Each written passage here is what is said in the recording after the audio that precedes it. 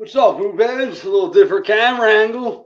Welcome to another edition of Undrafted Block Party.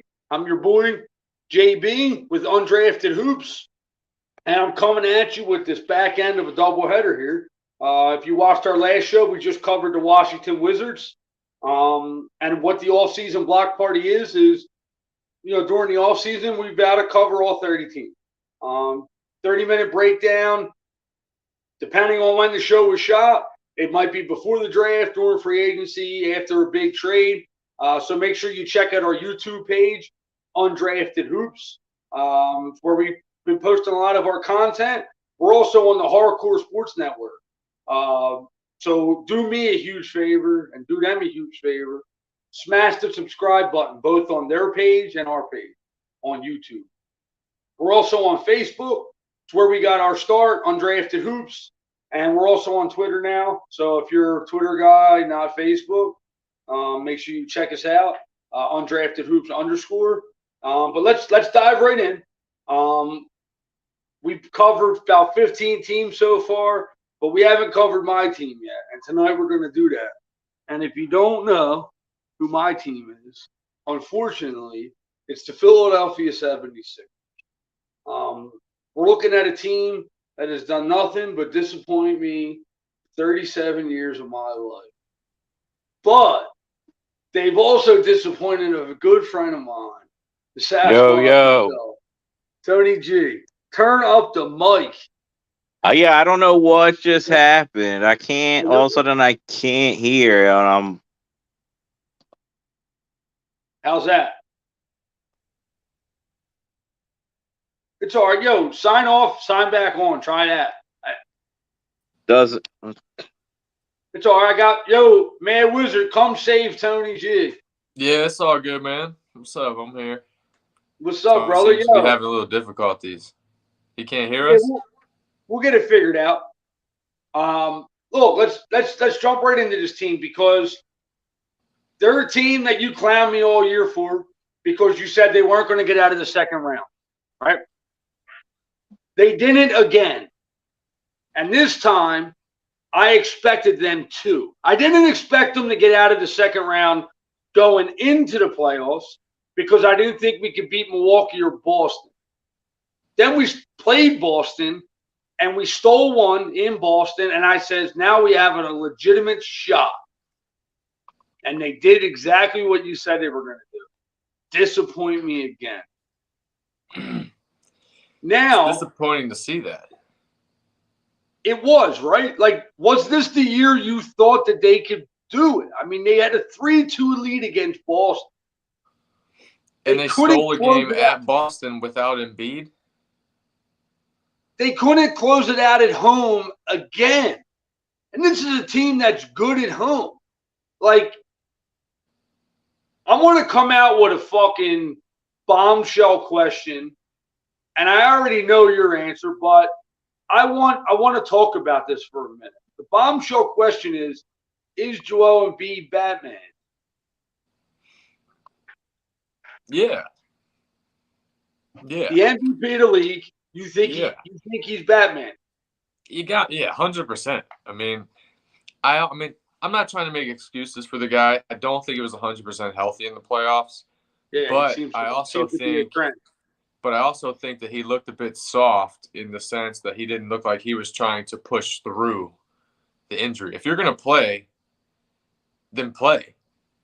But if you're going to go out there and play and kind of look soft and be passive, it don't really make no sense to me. I mean, he was flopping all over the place. He was trying to draw fouls more than he was trying to actually make buckets. So, well, one of the reasons why I don't think Joel Embiid is Batman, but I think he still can be, is because of coaching. Now, joy to the fucking world, the Sixers start my offseason off with firing Doc Rivers. And I couldn't be happier with him finally going. He's been a franchise babysitter for this team, along with Brett Brown. Joel Embiid has been coddled by back-to-back head coaches his entire career. Nick Nurse, on the other hand, will not fucking do that. Now, Tony G, can you hear me now? Yep, audio's all good now. Audio's as soon as Doc Rivers get fired, Tony G's audio works. Go figure. Coincidence? I think not. I'll never forget that message you sent me a month or two ago. What message? Fire a doctor and hire a nurse. Yes. You love it. Manifested it. Might have to make that T-shirt, bro. Make some bucks off of this, John. Yes, Tony, sir. we fired the doctor and hired the nurse. I'm happy you remember that. Out of all the shit I said, you remember that. But because Tony, it's one of the few that came true. Yeah, very few that came true. Very, very few that came true. Now, Tony, Nick Nurse has been one of our favorite coaches in the NBA the last couple seasons. I was surprised Toronto let him go. How excited are you to see a guy like Nick Nurse coaching a Joel Embiid type? Uh-oh. Uh-oh. I mean, he looks like he's happy. He's frozen in time. I'm dead. Look at that face, bro. He can't even speak. I know. His happiness levels are I mean, he should be happy. You should be happy. Nick Nurse is a crazy coach. I'm so happy that his screen stuck like that. Yeah, what a perfect place. I'm dying. Yo, so I honestly do. I think at times over Joel Embiid's career, he's been coddled.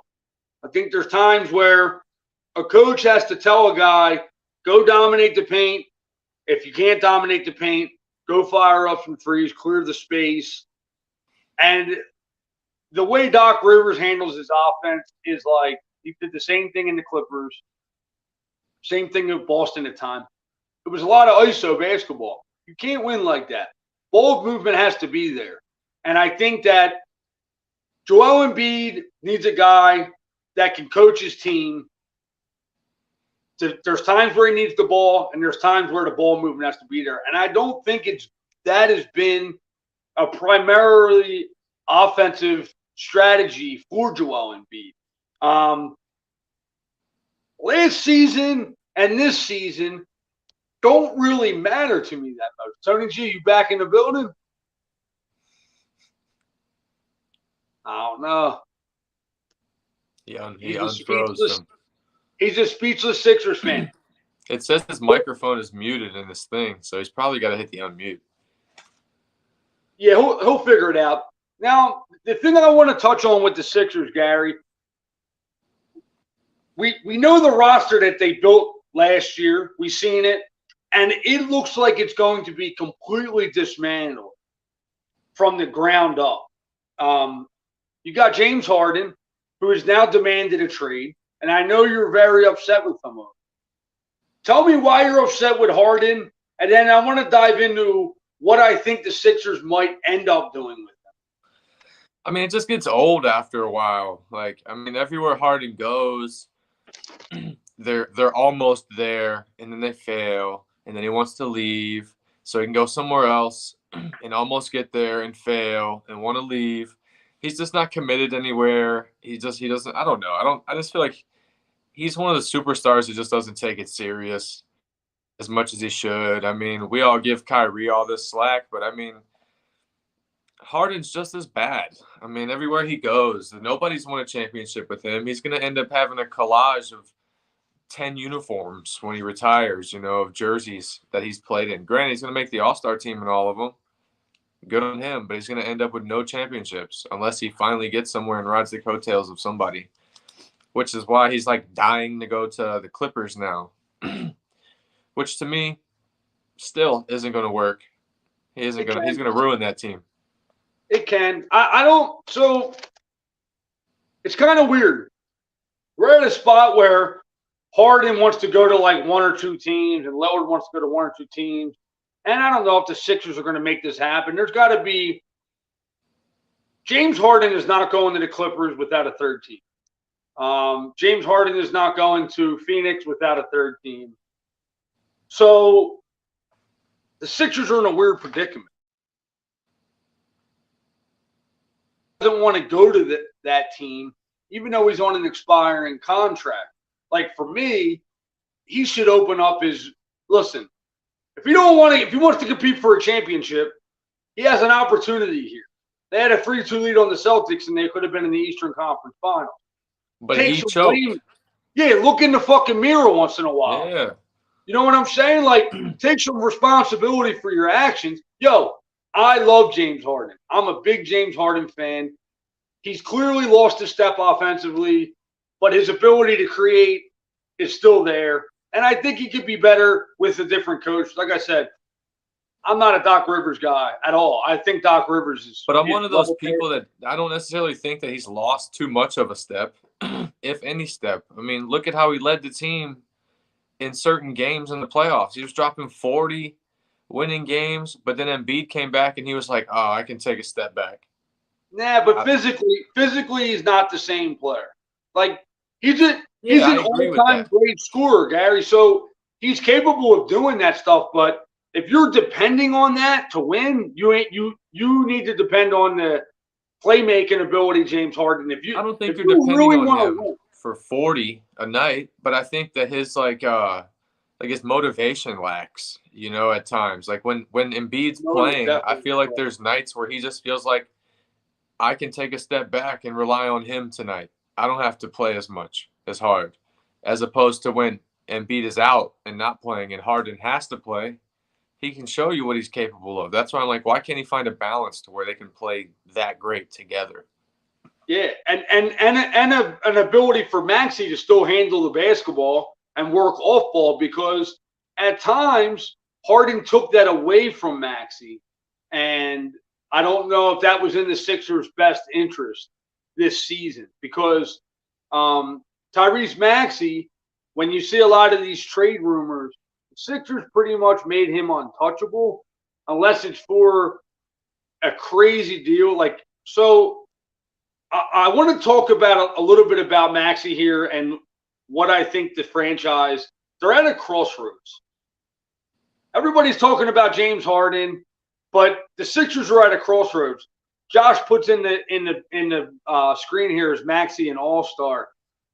I don't think he's there yet, even with James Harden leaving. But what I want to talk about with Maxey is the Sixers now are looking at the next 4 years right now, because that's about the window they have with Joel Embiid, in my opinion. Anything beyond 4 more seasons is bonus time. But it's a 4-year window, right? A lot of the rumors about James Harden wanting out. Then you had some stuff about Tobias earlier in the offseason. Casual Sixers fans would trade me for a crumble cookie. Maybe insomnia cookies, but definitely not a crumble cookie. If you're from Philly, you know insomnia cookies are the shit. But what I'm getting at is the Sixers are at a financial freedom spot that they haven't been in Joel Embiid's prime. They have 2 contracts in James Harden and Tobias Harris that are both expiring. You're looking at $75 million coming off the books at the end of this season. Now, the thought process is trade Harden and get back a good return in terms of players. That was my mindset a week ago. Now that I'm starting to look at the salary cap and stuff along those lines, now it's almost to the point where maybe you trade Harden for as many draft assets as you can, and maybe an expiring or a young guy that you can maybe pair with Maxey, like a flyer on a young kid. But bring back draft picks for these guys. Don't let Tobias walk away at the end of the season. You're not going to re-sign him. I mean, this town, he's been paid $40 million this season. I'm starting to think, do you trade Harden and Tobias for assets, and then you go in the next free agency next year with $60 million in salary cap money? I think that it seems to me that Daryl Morey seems to be like stuck on wanting to compete. He wants to win the championship. He wants to keep going that direction. I know that's probably not what you necessarily may agree with, but I mean, I don't think he's going to trade Harden unless he gets into a three-way type of trade that ends up with him getting Lillard or him getting Yes. another star type of player that keeps them relevant now. Would you trade Tyrese Maxey and Tobias today if James Harden says I'll stay in Philly if you get Damian Lillard? Would you trade Tyrese Maxey and Tobias Harris for a Damian Lillard pack? Yeah. Yeah. See, so that's where I'm at, Gary. I'm in this balancing scale, right? And I'm saying if because Harris has the contract, the salary, to where it could match with a Lillard contract to make something like that happen. Yeah, and Maxey's the prized possession, obviously, for Portland in that trade. So that's where I'm at. Like, can Daryl Morey convince Embiid to just trust the process, let this financial freedom come about? Let's get rid of Tobias and Harden and bring back some draft and maybe a young guy. Go out, you and Maxey, build this thing together. Or do you say Embiid wants to compete right now? Let's leverage the future to try and win with Joel Embiid and a guy like Damian Lillard. Now, Lillard and Embiid is dangerous, right? Like, that's a dangerous combo. Do you see a scenario? Doc hacked my audio. Maxey is a god. So Tony G's going the other route, I would say. I would say Tony G wants to take Maxey and his 3-point. I mean, when he came in the league, he was slashing like a wizard. Like I did there. Now he's firing the ball away. He shot like over 40-some% from 3 last year. He shot 43%. 43%, bro. That's 20 points per game. That's monstrous. For a guy that he did come off an injury midway through the season. I believe it was a foot injury. And he still got James Harden over there jacking up all those threes next to him. Yeah, and I think Maxey is a better off in the point guard spot. I do. I think I would love to see a willing slasher off the pick and roll with Embiid than Harden, who I was surprised that the pick and roll with those two wasn't more efficient because I don't think Harden had that step that he had. Or sometimes he was indecisive if I'm going to pull back or if I'm going to take it to the hole. And he was always like you said, looking for them calls. Now, I know I haven't really talked to you about this, but now that I had mentioned it to you about the Sixers free agency next season, does that seem like something that could possibly come about as opposed to maybe the other route? You think Morey really wants to compete right away? Not right away. I think he wants to continue to compete like they've been for the past couple of years. I mean, you might not agree with this, what I'm going to say, but I think if they're at a point where they want to start moving pieces and you want to move Harden, I say you blow the whole thing up and you build around Maxey and you try and get a lot of assets and just rebuild in general. I'm not saying trade Embiid. I wouldn't want to trade Embiid, but I wouldn't be surprised that if they pieces, Embiid wants to be traded. Now, Gary, you say this is what I'm trying to say. Like this year could be a flyer for the Sixers because next year they are going to blow it all up. They only have 3 guys under salary next year. They have Embiid. Obviously, Maxey's getting an extension, but they're holding off because it gives them some more flexible salary if they wait till he's getting a max contract. It isn't even a question. They have Jaden Springer, their rookie from last year, who looks like he's going to be a baller for them off the bench. Very defensive oriented 2 guard, just not a great shooter. And they got PJ Tucker. I think he has a player option. So he's only getting $11 million. So if it doesn't work out for them this season, I mean, you might just see PJ Tucker walk and go take like $8 million somewhere to try and win again. So, I mean, you're either going to blow it up right now or blow it up next season because next year, I mean, it's the Wild Wild West. They got a whole roster to refill. You know what I'm Yeah, but saying? blowing it up next season is a completely different return. Blowing it up in the offseason, you risk no return on certain players. If you blow it up now, you can gain a lot of return. You know Yeah, what I no, mean? like I'm agreeing with you kind of in a different sense. Like, Yeah. yes, get rid of Harden, get rid of Tobias, stock load draft assets, and package all that shit together and go get somebody. Because for the first time, you'll be able to bring back salary because you have an open roster next season. You have a clean slate. And you got a And brand people new are head going to want to coach. play with Embiid. Yes. You have a brand new head coach. I think, honestly, I can't believe I'm trusting this process again. But you can't. You're never going to win 30 games with Joel Embiid. You're always going to win 40-some games. The dude is that good.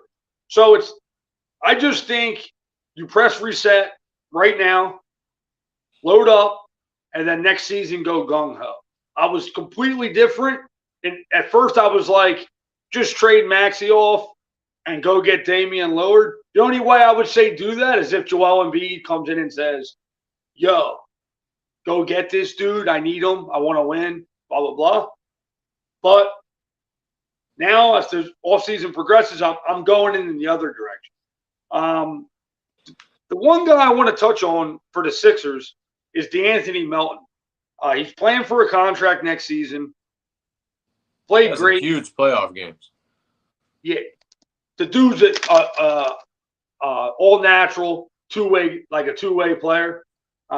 He's not a star by any means, but he's a Nick Nurse player. Yeah. And that's big for me. He's the guy that Nick Nurse is going to depend on to make some plays on both ends. Plus, I think Jaden Springer is going to pick up a lot of good habits from him. And there's a lot of games where he was just like the spark plug right off the bench. I remember there was games against Brooklyn in the first round where you guys started slow. Next thing you know, Melton comes in the game. He's 3 for 3 from 3 in a minute and a half. Yep. You know, he was playing pretty well, I thought.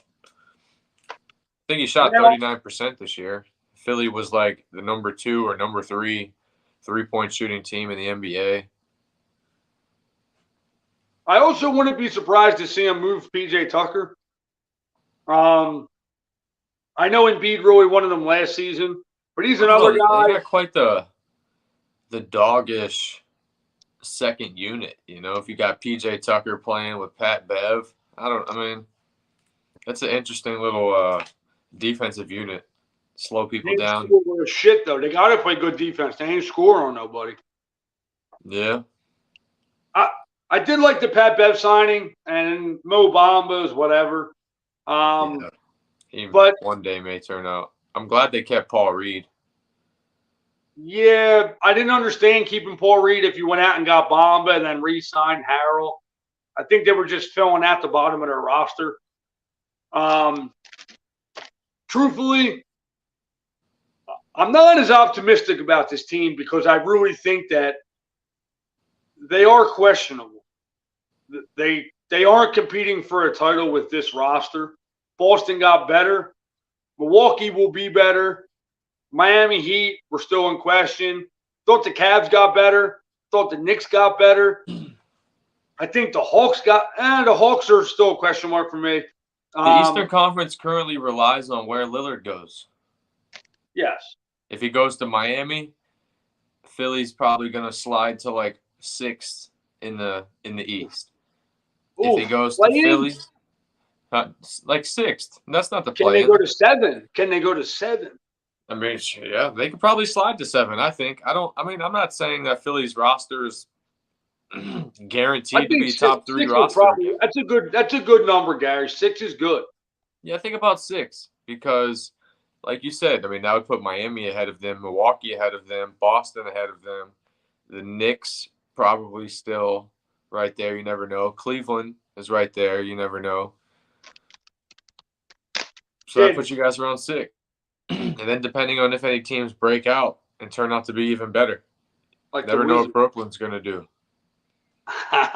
No, and Brooklyn traded everybody off. I mean, obviously it was the big story. They got rid of Harden and Kyrie and KD, but they got some pieces, and they also improved slightly improved, but they definitely went out and improved. They got some more young players, and they're going to be a hungry-ass team. Defensively well, they gave the Sixers a little bit of trouble. They had no chance of losing to Brooklyn, but Brooklyn's a real team. And you never know with Chicago. Yeah. I mean, they're not my favorite team, but when you got the guys they got, they can compete. Absolutely, especially on a night-in, night-out basis. Look, and even like Tony had mentioned on the last show about the in-season tournament. Well, Indiana. Look, egos are in play. Everybody wants to win. Everybody wants all the eyes on them. So the in-season tournament is a home run, in my opinion, because it takes meaningless Game 7 regular season game on a Tuesday night in November, and it says, if you win, you got a chance to go to Vegas, and the whole world's going to be watching. The first ever NBA Cup. Teams are going to be gunning for the Sixers. You know what I'm saying? Yeah. You can see a weak spot. You know what I'm saying? So I think, like you said, it makes a couple teams, like Tony was saying too, it gives a couple younger teams the incentive to really play out, show out. So I don't know. It's funny you mentioned the 6th seed for the Sixers, because I actually wasn't even thinking about it yet, because I'm so caught up in all the rumors surrounding the team and what direction that they're headed. They've been relatively quiet too. Haven't really said much, except that everybody says Daryl Morey wants the world for James Harden. I mean, ask for it. I mean, what do they think? He's not just going to give him away because he asked for a trade. He's still going to try, and what a good GM does is try to get max value. So that's what he's trying to do. Look, he's in no rush to trade him. He's under contract. He's going to play. He hasn't indicated that he won't play, even though I don't see a scenario where they go into the regular season. I mean, who knows with James Harden? He'd be flip-flopping so much, but yeah, I agree. I don't think that they go into the regular season with him on the opening night roster. Yeah, I'm starting to lean that way. I don't know. Honestly, maybe they'll trade him to Brooklyn. They'll bring Simmons back. Shut up, Gary. Don't get smart. You've been holding that in this whole show, haven't you? You don't want the professional Call of Duty player? No, I don't. Look, this is the one positive I can take. A few years ago, we had Ben Simmons on a max contract. We had Al Horford on a 4-year, $100 million deal. We had Tobias Harris making more money than Kevin Durant. Next season, we don't have any of them problems.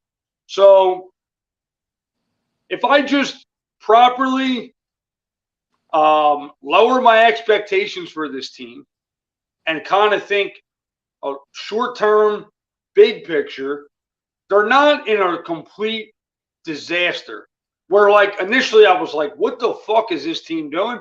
Now I'm kind of like, well, maybe that the front office took a step back and said, we're not handcuffed here. We're only handcuffed if Joel Embiid says it's win or bust for me. And I don't think we're at – Embiid loves Philadelphia. Yeah, I agree. Him saying what he said, the quote was taken way out of context. He was just saying he's hungry for a championship. He doesn't care where he is to get it. Absolutely. He wasn't saying, get me out of here. Yeah. So I'm totally on board. I don't think there was any weight to that statement. What do you think about a deal with Lillard and Harden, right? Where somehow Harden gets shipped to the Clippers, he gets his way. Lillard gets shipped to Miami, he gets his way. And then you guys are in the mix somehow, and you guys end up with, like, Tyler Herro. I'll jump off the Ben Franklin bridge. I don't want You can't put Hero with Maxey. You can't do it. They'll get smoked defensively. Yeah. I think the Tyler Hero stuff, I think he won 6-man of the year. He's a very good offensive player. Is he like a modern day JJ? That's a good comparison. I think he's better with the ball in his hands. But yeah, like I don't know what his ceiling is. If he gets any better, I'll be surprised. Like I think he's kind of this is the type of guy you're going to get. Maybe I'm wrong. I've been wrong before, but I don't know. I've kind of been in similar value. I've been on a similar level with you there. Like I feel like Harrow, 20, 21 points per game a night guy is like where he's peaking. Yeah, Unless he becomes the star of a bad team.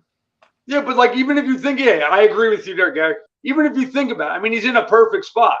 Jimmy Butler doesn't like to go off every night. Bam Adebayo is a defensive presence. Like he should score 20 a night because he's on a team where he has that opportunity. Like I think if you put him on a team where if you're expecting more than that from him, especially on the defensive end, he's getting gashed. And when people were saying Lillard to Miami or James Harden to the Clippers, I'm like, what is either of the teams trading off to get a guy of that caliber?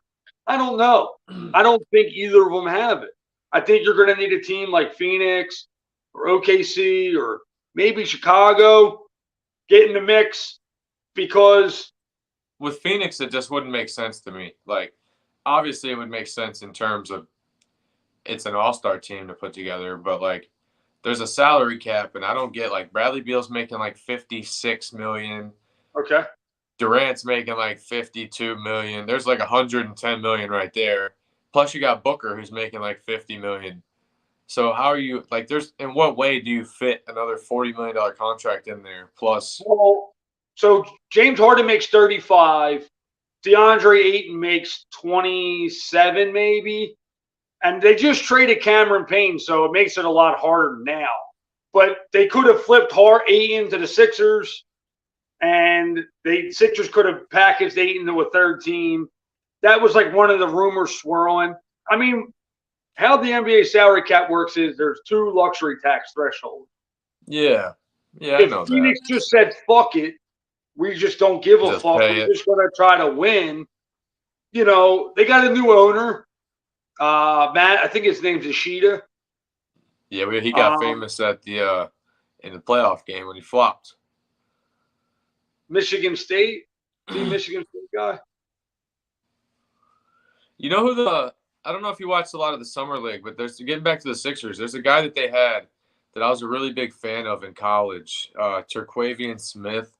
He played at North Carolina State last year. He's a really good offensive player. He's a guard, shoots a lot.